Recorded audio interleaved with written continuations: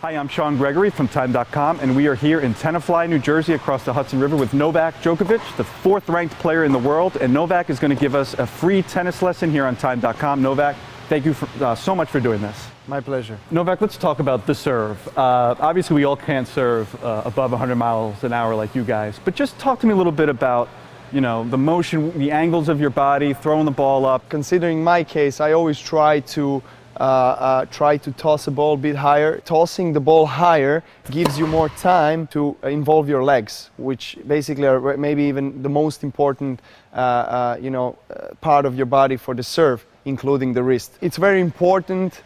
The moment of impact, the speed and pace where you get is from the wrist. You know, so acceleration from this part of the, from this part of the arm, from the elbow, and of course the wrist action in the end. And you want to keep your upper body as loose as possible. Are you ready? Yep. 125 down the middle. Oh. Just walk us through your forehand and also, again, the follow-through. You know, I've heard all your legs should come through, you should twist on one foot. Tell me what you do. I start with the right foot, and if I have more time, I just try to follow through, because then I get more pace and, you know, more power in the shot. So if I want to produce more spin, I try to get from this back foot, you know, more acceleration from the back foot, so I can get more spin. Keep your hand as relaxed as possible, because then you can actually get this follow through, which is really important in any shot you play, especially forehand. You want to get that follow through. If you want to get a spin, you bend more and you do more work with your wrist. Okay, Novak, let's talk about the backhand. One hand, two hand. You have two hands. Walk us through your two-hand backhand. Actually, when I started playing tennis, I started playing it for 2 years with the one-handed backhand, and then I decided to change because I was small, I was tiny, I was skinny with no power, and then I just got frustrated by all the players playing to my backhand, and I couldn't, you know, get the ball back. And so I decided to play with two hands, and today I think, you know, my two-handed backhand is maybe even a best shot in my game. I try not to involve too much the wrists. The second thing is obviously a weight transfer and hip involvement. If I want to hit a long line, then I have to, you know, close myself a bit more. If I want to hit a cross court, then I open myself up, because then I have a bigger range of, you know, placing the ball more to the sidelines. People try to do the drop shot. They see somebody back in the baseline and they just try to kind of sneak it in there, and then they wind up hitting it 5 feet short. Can you just walk us through how you do the drop shot? Well, yes, drop shot is actually one of my favorite shots. It's because you get to change the pace. It's much more difficult to play a drop shot from the back foot. It's much easier to play a drop shot when you're in front of your body and when your upper body is in, you know, forward position. So, you know, you try to open up your racket head and just go through it and make like a short slice. You want to make this little cut, you know, make this little spin so the ball can stop.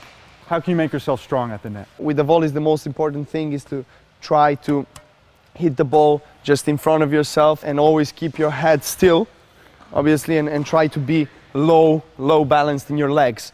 So basically, again, you're covering this part of the court and up to here.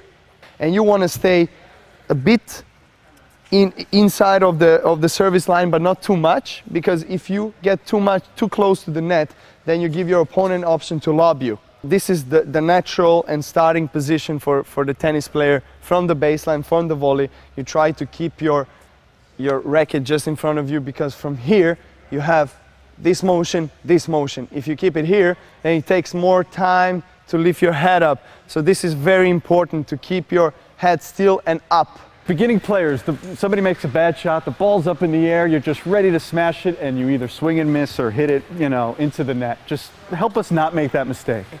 How do you hit that smash shot well? One of the most important things is the left arm with the right-handers. This arm is like your target, you know. It helps you find the ball and position your body always you know, in the upwards position and just be stable. And like at the serve, you know, you need to have this follow through and this wrist action. Exactly. Same thing, it's the wrist. Exactly. You want to pop the wrist, you want to relax as much as you can the upper body, but footwork is most important, because if you have a bad footwork and, for example, you have a narrow position of the both foot, you know, you have no balance, and then you try to do different things with the upper body. But if you have a good position here, then you can do whatever with the upper body. And again, you have to keep the arm you're hitting with, you have to keep it very relaxed. So you want to keep your left arm always ahead and try to search for the ball. Search for the ball. Keep your legs working all the time and finding a way to hit this smash. And you want to follow through all the time. Uh-oh. Trouble. One more. Exactly. So you need to follow through. Whatever you're going against, what are some of the basic things to keep in mind in returning the serve? What I like to do, I like to stay somewhere in the middle, because for the first serve, because that gives me enough options to block the shot and to, you know, to spin it and follow through. For the second serve, I like to come a bit closer to the baseline and make a split step. So what you want to do is you want to do a very small split step, just to be ready and be able to, you know, accelerate from then on. Just try to make a short swing, because any big swing with the big servers who serve more than 120 miles per hour, you're losing your time. So you want to make a short swing and try to keep your upper body straight all the time, so you can get forward, you know, and be in the control of the point and being aggressive.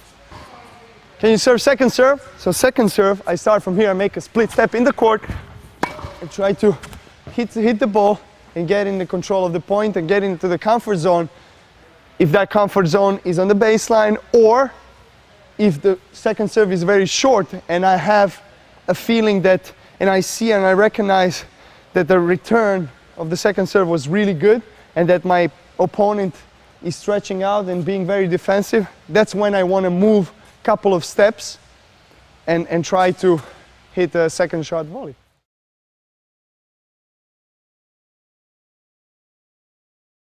You're famous for your impressions. Want to give us any good impressions right now? Should I do it or not? I don't know. Okay, let's do John McEnroe, because we never did John McEnroe. 70s and 80s, they used to wear socks like this. You have to have tighter shorts. Exactly, and I'll just try to reduce the size of my shorts, and exactly something like this. John, you're never gonna forgive me.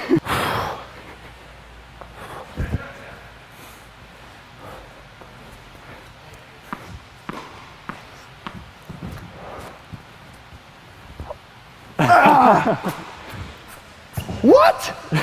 Oh, it was white? You cannot be serious! You cannot be serious! And things like that. Great.